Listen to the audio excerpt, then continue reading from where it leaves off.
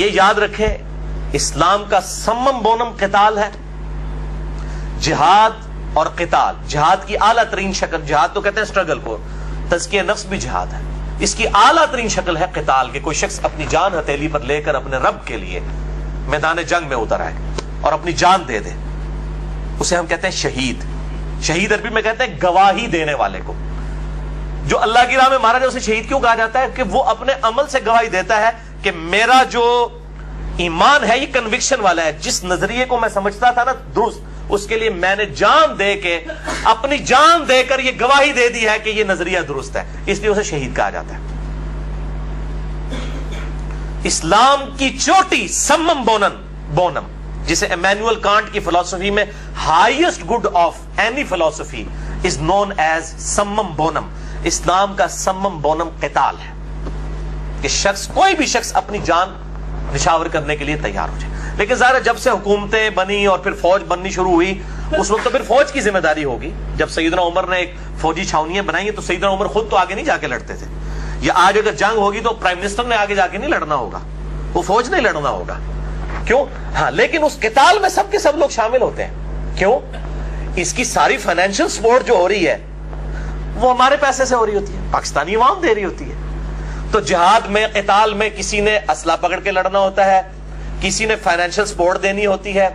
کئی لوگ ہیں جو پیچھے روٹیاں پکا کے ان کو کھانا پرووائڈ کر رہے ہوتے ہیں. اب وہ ایک گن اٹھانے والا نہیں کہتا تو کیا کیتا ہے. یہ اسی طریقے سے ہے کہ آنکھ جو ہے وہ پاؤں کو کہنا شروع کر دے جی تیرا کیا کمال ہے، دیکھا تو میں نے تھا، اور پاؤں کہنا شروع کر دے جی تو تک بھی لیسی کے لینا سی، تو عمل لینے سن جا کے میری وینا ٹور کے آگے گئی ہیں.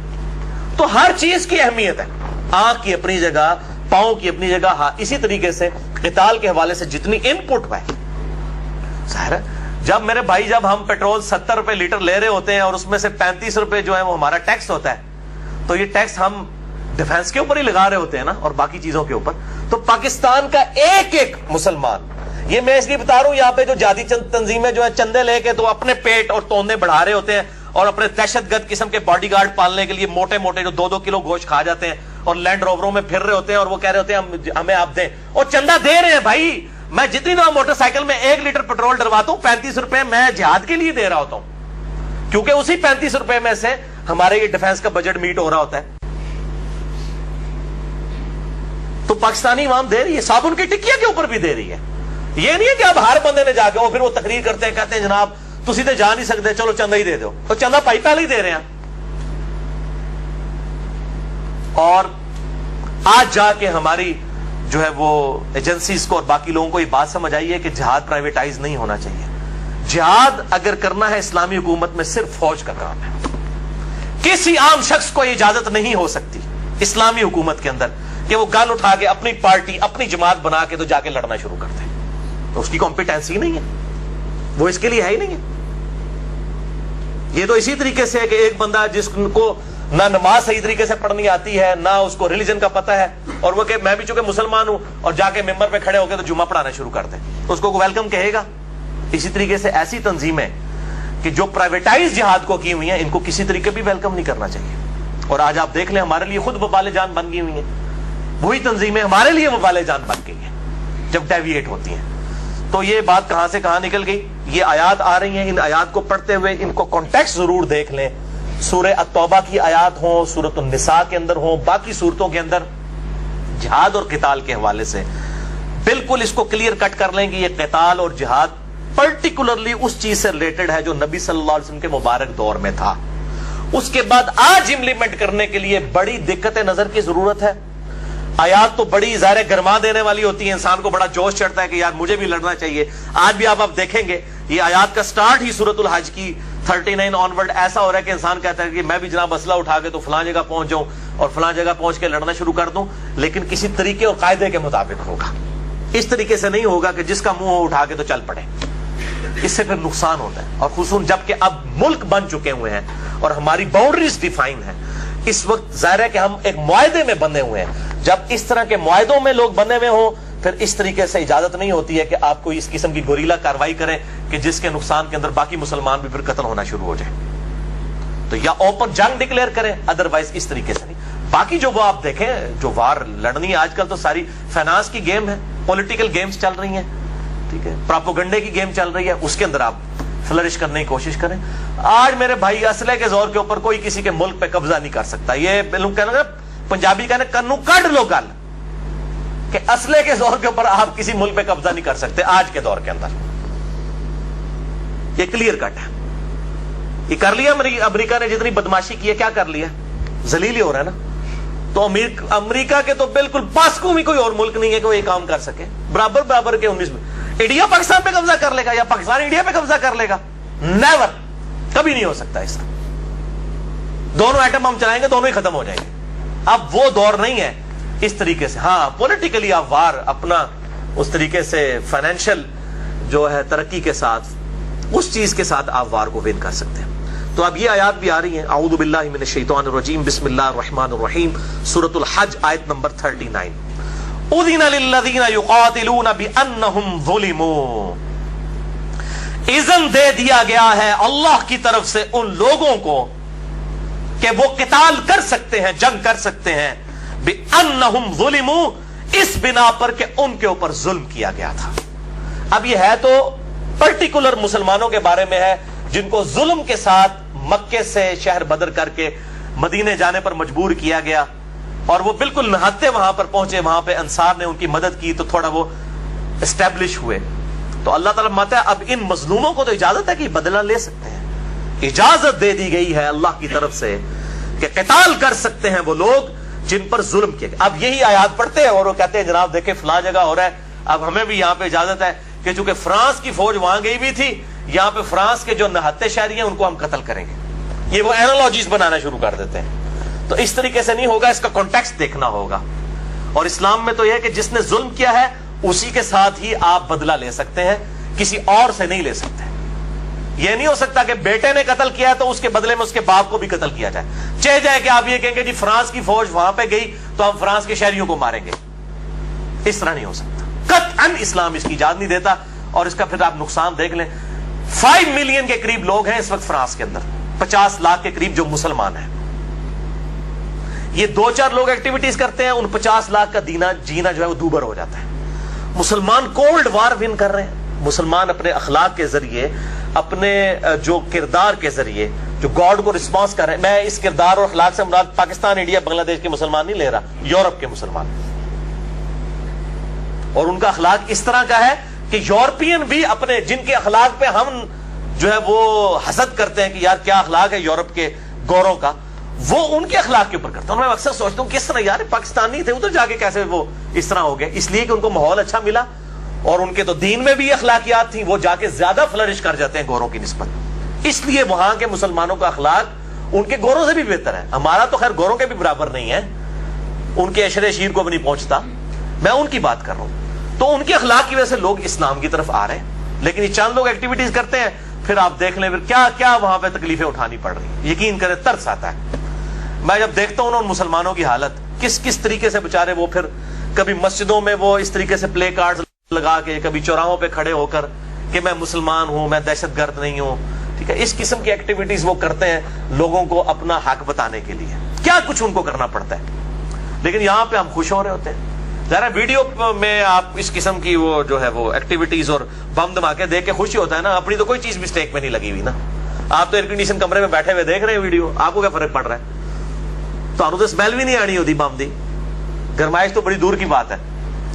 تو اجازت دی گئی ہے ان لوگوں کو کہ وہ قتال کر سکتے ہیں اللہ کی راہ میں کہ جن پر ظلم ہوا. وَإِنَّ اللَّهَ عَلَىٰ نَصْرِهِمْ, اور بے شک اللہ تعالیٰ پر بھی ہے کہ وہ ان کی مدد کرے گا. لقدیر, پوری طرح اللہ تعالیٰ قادر ہے, اللہ تعالیٰ ان کی مدد فرمائے گا. اور مدد کی الَّذِينَ أُخْرِجُوا مِن دِيَارِهِمْ بِغَيْرِ حق, وہ لوگ کہ جن کو بغیر حق کے, نہ حق ان کے گھروں سے نکال دیا گیا. مشرکین عرب نے قریش ہونے کے باوجود مسلمانوں کو اسلام قبول کرنے کے مقدس جرم میں انہوں نے مکے سے نکال دیا. الا ان يقولوا ربنا اللہ, صرف اس مقدس جرم میں کہ انہوں نے کہا کہ ہمارا رب اللہ ہے. اللہ, ایک اللہ کو ماننے کی وجہ سے. اور یہاں پر بھی یہی ہوتا ہے, کوئی شخص پریکٹسنگ مسلمان بنتا ہے, سب سے پہلے اس کے گھر والے مخالف ہو جاتے ہیں. اگر کوئی کتاب و سنت کے منہج پہ آ جاتا ہے, معاشرہ کو حال وہ اختیار کر لیتا ہے کہ جی اتنے بزرگوں کو چھوڑ کے ایک ہی بزرگ کو مان رہے ہو، نبی صلی اللہ علیہ وسلم کو؟ جیسے نبی صلی اللہ علیہ وسلم کے ماننے والوں کو یہ ٹانٹ کیا جاتا تھا، تانا دیا جاتا تھا کہ اتنے خداؤں کی جگہ ایک خدا مان رہے ہو، ایک الہ مان رہے ہو. آج نبی صلی اللہ علیہ وسلم کے ٹرو فالوورز کو اس اعتبار سے ٹانٹ کیا جاتا ہے اتنے بزرگ بابوں کی جگہ ایک کو بزرگ مان رہے ہو، محمد رسول اللہ کو صلی اللہ علیہ وآلہ وسلم. تو اللہ تعالیٰ فرماتا ہے کہ یہ ان کو نکالا گیا ہے، اب ان کا یہ حق ہے کہ یہ اللہ کو ایک ماننے کی وجہ سے اس مقدس جرم میں نکالا گیا، تو اب یہ قتال کر سکتے ہیں. اور اس کی پھر اللہ تعالیٰ نے حکمت بھی قتال کی بتا دی کہ یہ قتال کیوں کیا جاتا ہے.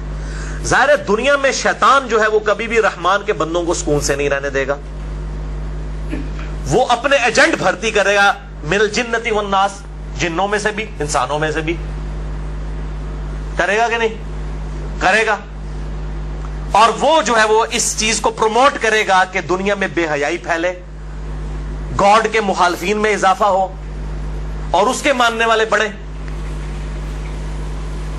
تو ظاہر ہے کہ اس نے جس طریقے سے پنجے گاڑے ہوئے ہیں تو یہ خالی تقریروں سے تو نہیں یہ چیزیں چھوڑیں گے، ان کے خلاف قتال تو کرنا پڑے گا. دنیا میں ظلم ختم کرنے کے لیے تلوار اٹھانی پڑتی ہے. آن کنفلکٹ ضرور آتا ہے ایز اے لاس ریزارٹ. تو اللہ تعالیٰ نے اس کی اجازت دی ہے اور پھر اس کی حکمت بتا دی ہے کہ یہ مسلمان جو قتال کر رہے ہیں، اب غزوہ بدر آئے گا، یہ بدر ابھی نہیں ہوا تھا، اس کے بعد کنٹینیوسلی آپ صلی اللہ علیہ وسلم کی یہ 11 سال کی جو زندگی ہے یہ قتال سے بھرپور ہوگی. تو اس کی حکمت ہے اور وہ حکمت آ گئی ہے. بڑی اہم ترین آیت سورۃ الحج کی آیت نمبر 40. ویسے میں آپ کو حکمت والی بات بتاؤں، قرآن حکیم میں جتنی بھی صورتیں ہیں ان کی آیت نمبر 40 بڑی امپورٹنٹ ہوتی ہے. سورۃ الاحزاب کی آیت نمبر 40 ہے ما کان محمد ابا احد من رجالکم ولکن رسول اللہ وخاتم النبیین، جس میں ختم نبوت کا اعلان ہوا. تو یہ 40 جو ہے یہ اسلام میں بڑی اہمیت ہے اس کی. اسی لیے وہ تبلیغی جماعت والوں نے بھی اسی سے پلی لیتے ہوئے وہ چلہ، اور وہ جو 4 مہینے ہیں وہ بھی 3 چلے ہوتے ہیں، 40 ملٹیپلائڈ بائی 3. اور مجھے اکثر لوگ پوچھ رہے ہوتے ہیں یہ ثابت ہے، میں کہتا ہوں میرے بھائی یہ سارا اجتہادی مسئلہ ہے، ہمیں اس سے کوئی اختلاف نہیں، چاہے 4 مہینے کے لیے کوئی جائے 7 مہینے کے لیے 1 سال کے لیے. مسئلہ یہ ہے کہ جو منہج سکھا رہے ہیں وہ کتاب و سنت کا ہونا چاہیے، وہ بزرگ بابوں کی کتابیں نہیں ہونی چاہیے، وہ اللہ کی کتاب ہونی چاہیے. وَأُوحِيَ إِلَيَّ هَذَا الْقُرْآنُ لِأُنذِرَكُم بِهِ وَمَن بَلَغَ. اے محبوب صلی اللہ علیہ وسلم تم فرماؤ یہ قرآن اللہ نے مجھے اس لیے وحی کیا کہ اس کے ذریعے میں تمہیں بھی تذکیر کروں، نصیحت کروں، ڈر سناؤں، اور جس تک یہ کتاب پہنچ جائے اس کتاب کے ذریعے. فضائل اعمال، فضائل سنت، 14 ستارے یا الرحیق المختوم یا کسی اور کتاب کے ذریعے نہیں، اللہ کی کتاب کے ذریعے، القرآن کے ذریعے. تو اب وہ حکمت آ رہی ہے قتال کیوں کیا جاتا ہے، اور یہ قتال اگلی امتوں میں بھی رہا. اس کی ریزن کیا تھی؟ وَلَوْلَا دَفْعُ اللَّهِ النَّاسِ، اور اگر اللہ تعالی لوگوں کا بچاؤ نہ کرتا، بَعْضَهُمْ بِبَعْضٍ، بعض کو بعض سے ٹکرا کر، یعنی اللہ تعالیٰ فرماتا ہے ہم یہ حالات و واقعات پیدا فرماتے ہیں کہ لوگ آپس میں لڑتے ہیں. اور اس کے پیچھے حکمت کیا ہے؟ یعنی غزوہ بدر تو پوری پلان ہوئی تھی. آپ سورۃ الانفال پڑھ کے دیکھ لیں، اللہ تعالیٰ نے یہ کروائی. مسلمان تو اس حق میں نہیں تھے، وہ تو ابو سفیان کا قافلہ لوٹنے کے لیے گئے ہوئے تھے. اس سبب کے ابو سفیان اور اس کے ماننے والوں نے مکے میں ان کی جائیداد غصب کی ہوئی تھی. اور سورۃ الانفال کے شروع میں 2 رکوع میں آتا ہے کہ اللہ تعالیٰ نے اپنے نبی کے ساتھ یہ وعدہ کیا ان 2 میں سے ایک تمہیں دوں گا. اور جب وہاں پہ مکے میں خبر پہنچ گئی کہ ابو سفیان کا قافلہ ٹوٹنے لگا تو ظاہر ہے ان کی پیسے پہ جب لات پڑنے لگی تو وہ فوج بنا کے آگے ہم حفاظت کریں گے. اب اللہ نے اپنے نبی کو بتا دیا کہ تمہارے سامنے 2 راستے ہیں، یا تو ابو سفیان کا لشکر تمہیں مل جائے گا یہ فتح، یا پھر جو ہے وہ تلوار کے ساتھ لڑو ان کافروں کے ساتھ. تم تو 313,000 کے قریب ہیں اور سب کے سب لیس ہیں، ان کے ساتھ لڑو. اب مسلمانوں کا مشورہ یہی تھا کہ ابو سفیان کا لشکر ہی ہم لوٹیں گے، اسی لیے وہ تلواریں بھی اپنے ساتھ نہیں لے کے گئے ہوئے تھے. وہ بالکل ہی اتنے غریب نہیں تھے کہ گزرے. سعد ابن عبادہ جو 155 اصحاب صفہ کو کھانا کھلا رہے تھے، 4 تلواریں نہیں تھے مسلمانوں کو لے کے دے سکتے. تو تلواریں غربت کی وجہ سے نہیں ہیں، وہ تو ڈنڈے لے کے ایک نہتے قافلے کو لوٹنے کے لیے نکلے تھے جو سورۃ الانفال میں آتا ہے. ان کے تو ذہن میں نہیں تھا کہ اللہ تعالیٰ نے اپنے قدرت کا معجزہ دکھانا ہے، کیونکہ قتال جو ہے وہ حکمت ہے. اس امت میں عذاب استحصال کافروں کے خلاف جو ہے وہ قتال کی شکل میں مسلط ہوا ہے، یہ حکمت ہے. اگلی امتوں پر جو عذاب آتا تھا اللہ تعالیٰ کی طرف سے چنگھاڑ کی شکل میں یا اسی طریقے سے سمندر میں ڈبوئے جانے کی شکل میں، ہمارے نبی کے کیس میں قتال جو ہے یہ عذاب ہے اللہ کی طرف سے کافروں پہ جو مسلط ہوا، عذاب استیصال. اور میں نے پورا لیکچر دیا ہے مسئلہ نمبر 85، قرآن اور قتال ہمارے نبی صلی اللہ علیہ وسلم کی دو خصوصیات. یہ ہے قتال کے پیچھے حکمت. قتال کا سٹیٹس اس امت میں وہ والا نہیں ہے جو اگلی امتوں میں تھا، یہ تو خاص سٹیٹس ہے اس امت میں قتال اور جہاد کا. تو مسلمانوں کا بھی ارادہ تھا نہتے کو، اللہ تعالیٰ نے کہا نہیں، ہم چاہتے تھے اس سے ٹکرائیں تاکہ ہم حق کا حق ہونا اور باطل کا باطل ہونا ظاہر کریں. ظاہر ہے جب ٹکر کی ہو اور اس میں کوئی ایک جیت جائے تو جو، اور ایک طرف بالکل نہتے ہوں اور دوسری طرف پورے لیس ہوں، اور نہتوں کا جیت جانا یہ اللہ کی طرف سے معجزہ تھا، معجزانہ طور پر ہوا. 5000 فرشتے مدد کو اترے. تو یہ اللہ تعالیٰ نے معاملہ فرمایا. تو اللہ نے فرماتا ہے یہ ہم جنگیں کرواتے ہیں. اللہ تعالیٰ اس کو اپنی طرف منسوب کر رہا ہے کہ حالات و واقعات ظاہر ہے خدا کی طرف سے ہیں، یہ سارے تقدیر کے معاملات ہیں. تو وہ کیوں؟ وَلَوْلَا دَفْعُ اللَّهِ النَّاسِ، اور اگر اللہ تعالیٰ لوگوں کا بچاؤ نہ کرتا، بَعْضَهُمْ بِبَعْضٍ، بعض کو بعض سے ٹکرا کر، اگر اللہ تعالیٰ اس طریقے سے حق اور باطل کی جنگیں نہ کرواتا تو کیا ہوتا؟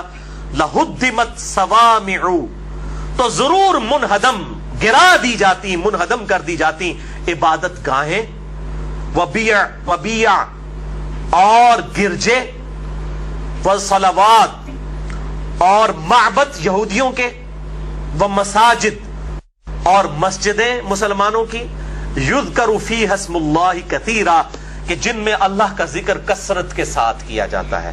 اللہ تعالیٰ فرماتا ہے اگر اس طریقے سے یہ ٹکراؤ نہ ہوتا تو اللہ تعالیٰ کی عبادت کے لیے جو چیزیں بنائی گئی تھیں، چاہے وہ خانقاہیں تھی عبادت کی، چاہے وہ گرجے تھے، چاہے وہ معبد تھے عبادت کی جگہ، چاہے مسجدیں، یہ ختم کر دی جاتی. کیونکہ یہ جتنی چیزیں ہیں، چاہے وہ عیسائیوں کے گرجے ہوں، یہودیوں کے معبد ہوں، اسی طریقے سے خانقاہیں ہوں، یہ سب کے سب اپنے زمانے میں تو اللہ کے لیے بنائی گئی تھی. پھر وقت کے ساتھ ساتھ ڈیویشن آئی. ٹیمپل آف سلیمان جو ہیکل سلیمانی تھا، وہاں پہ بیٹھ کے حضرت زکریا علیہ السلام دعوت توحید دیا کرتے تھے. اسی خانقاہ کے اوپر پھر حضرت جو ہے وہ زکریا علیہ السلام کے بیٹے یحییٰ علیہ السلام بیٹھے. یہ خانقاہ سے مراد یہ آج کل کی یہ درباروں کو نہ سمجھیے گا، وہ الفاظ تو وہیں سے لے رہے ہوتے ہیں نا. خانقاہ سے مراد جہاں پہ بیٹھ، جیسے یہ بھی خانقاہ ہے دار ارقم جہاں پہ ہم یہ بیٹھ کے درس قرآن کر رہے ہیں، یہ بھی ایک خانقاہ ہے.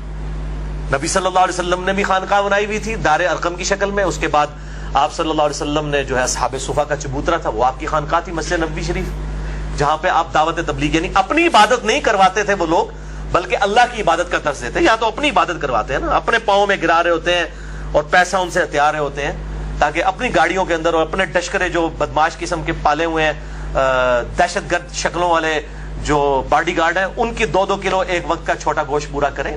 یہ عید کے لیے یہ لوگ کر رہے ہوتے ہیں. ان لوگوں نے تو اللہ کے لیے یہ سب کچھ کیا تھا.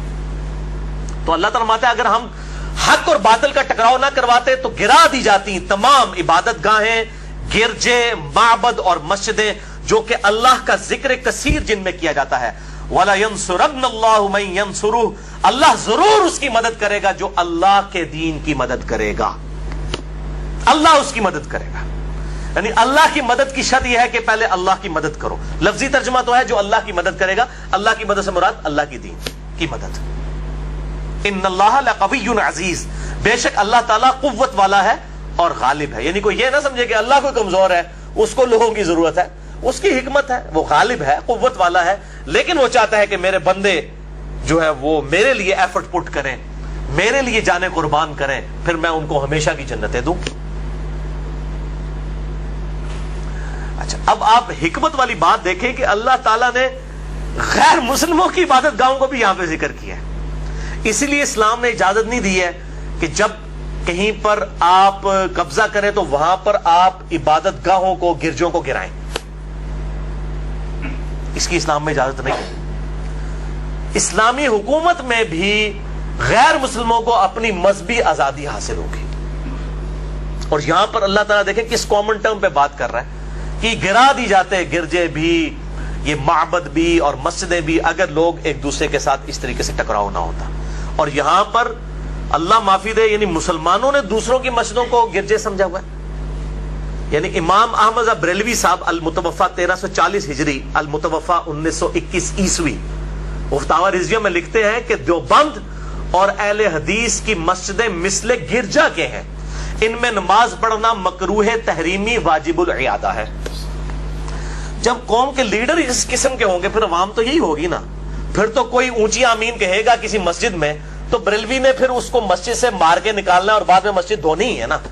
جب امام ان کا یہ کہہ کے گیا کہ مثل گرجا کے ہیں، ان کی مسجدیں مثل گرجا کے ہیں اور ان میں مسجد میں نماز بھی نہیں ہوگی، جبکہ بخاری اور مسلم کی متفق علیہ حدیث ہے کہ نبی صلی اللہ علیہ وسلم نے فرمایا اللہ تعالیٰ نے مجھے 5 خصوصیات ایسی دی ہیں، اور مسلم شریف میں آتا ہے 6 خصوصیات۔ یہ میں نے پوری حدیث مسئلہ نمبر 40 ختم نبوت والی جو قادیانیت کے اگینسٹ ریکارڈ کروایا تھا، خاتم اور خاتم کے فرق کے اعتبار سے، اس میں نے حدیث بتائی ہے۔ اس میں ایک خصوصیت آپ صلی اللہ علیہ وسلم نے فرمائی کہ ایک ہے کہ پوری زمین میرے لیے مسجد بنا دی گئی ہے، میرے امتی جہاں پر چاہے نماز ادا کر سکتے ہیں، مسجد کے باہر بھی ادا کر سکتے ہیں، سڑک پہ بھی ادا کر سکتے ہیں، جہاں پر آپ کو یہ یقین ہو کہ یہ جگہ ناپاک نہیں ہے، جگہ پاک ہے۔ اور یقین اسی صورت میں ہے کہ جب آپ کو یہ یقین نہیں ہے کہ یہ ناپاک ہے، یہ یقین نہیں ہے نا کہ ناپاک ہے تو وہ پاک ہی ہے۔ یہ نہیں ہے کہ آپ اس کے لیے کوئی تحقیق کریں گے پاک ہے یا نہیں ہے، ناپاک نہیں ہے اس کا آپ کو یقین نہیں ہے تو وہ پاک ہے۔ اس طریقے سے یہ جو کیچڑ ہوتا ہے سڑک کے اوپر یہ بھی پاک ہے، جب تک آپ کو یقین نہیں ہے کہ اس کے اندر گٹر کا پانی نہیں مل گیا، صرف شک سے نہیں، کیونکہ اس طرح دنیا کا نظام چل نہیں سکتا، لوگ اتنا وہم کرتے ہیں، اس طرح کا وہم تو نہیں ہے۔